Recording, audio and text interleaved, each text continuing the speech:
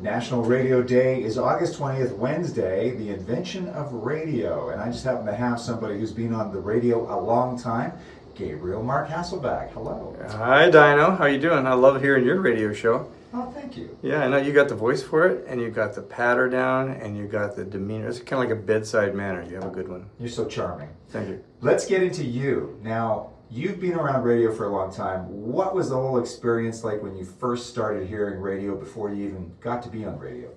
Ooh, good question. Well, I was a little bit of a science nerd when I was younger, and even though Marconi was credited with creating radio, I mean, that was a whole team of people over a number of years, but he gets the credit, the top bill. He's the gold ribbon, not the bronze one. So anyway, have you ever heard that expression, hi everybody out there in radio land? Well, that's been going on for 150 years or more.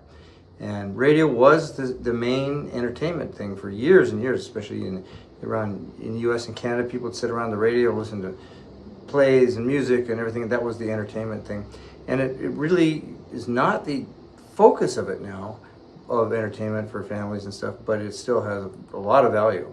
And for me, when I was younger, I used to lie under the covers when I was like 8, 9, 10, 11, 12, lie under the covers at night when I was supposed to be asleep and listening to broadcasts from New York, Chicago, St. Louis, all these places, because I lived in Denver, Colorado. And that place is a mile high and really close to the ionosphere. So those radio waves would bounce right off of the ionosphere, and I could get on a little 7-transistor radio. I was able to get all these stations, and I used to listen to all the jazz greats. I can't even, mostly organ trios and stuff like that. So that really inundated me in jazz, and I think that started the ball rolling. When I was in high school, I had all the books, jazz books out of the library. They had really good ones. I got to really know the artists and just had a really great time in visualizing that. And radio really got me started into music, and I really haven't stopped, I guess. So now you've heard radio before you. Now comes you getting into the music industry, and eventually you get on radio. What was that first experience like?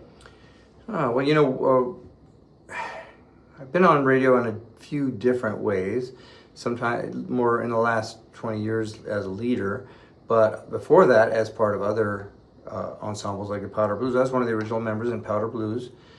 Some people remember them or not. That was a big band in the 80s in Canada. We had Junos and platinum records and tours everywhere in Canada and Europe and everything.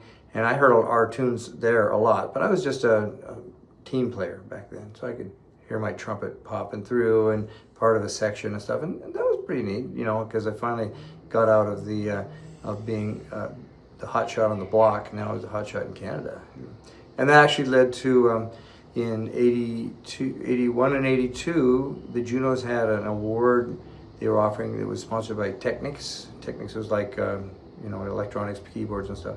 And the Technics All-Star Band Award, and it was like a reader poll. So when you go to the record store, they'd ask who, if you could put a super band together in Canada, who would it be? Now this is all because people hearing like Powder Blues on the radio, and actually that's when I released my first solo album, Solar Winds. But they had a readers poll, and I won it both years for trumpet.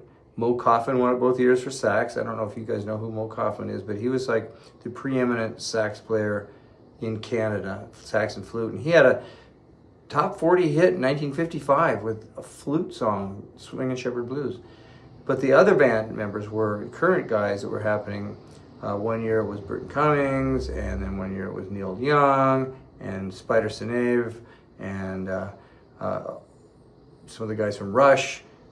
Geddy Lee one year. So that was a super band that virtually I was a part of. So I like having that honor, but that was all because of radio. That's the only reason I'm saying that is that's where people heard it. And when you're living out there in Canada and you can maybe buy records, maybe not, and you can maybe see the band when they come through town or maybe not, at least they could hear it on the radio.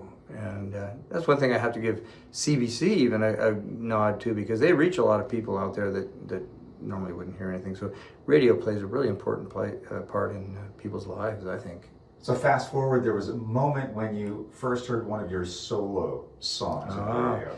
Well, for those who don't know, Wave 98.3 here in Vancouver is I don't know if it's the cousin, the sister, the spawn, the partner, or whatever of Wave 94.7 in Ontario. Now that has been around a long time. I used to put on the award shows and everything. Even honored me with the Album of the Year award in 2011, Instrumentalist of the Year.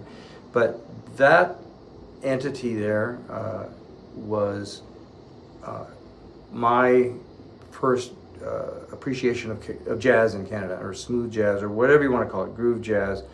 And there was no other place like that. And they had a really strong influence on me. And they broke my very first Canadian hit, which was "Take That." So that was that was when I first heard my thing on the radio, and I went, "Holy shit, I've arrived!" It's small things sometimes mean a lot when you're getting going. Anyway, that song's still around, part of my performance catalog, and still plays here at 98.3 here at the Wave. Take That, and that's on one of my earlier albums. But when I heard that on the radio, man, I was pretty thrilled. It was one of those woohoo kind of days, Future of radio. What do you think? Well, I'll tell you one thing that's made radio more relevant for people is radio apps on their phone. Because you get out of a reception area in your car or whatever, in your home, and you may not be able to hear what your favorite station, whatever it is. You can scroll through a bunch of stuff around home and get tired of it and turn on the TV.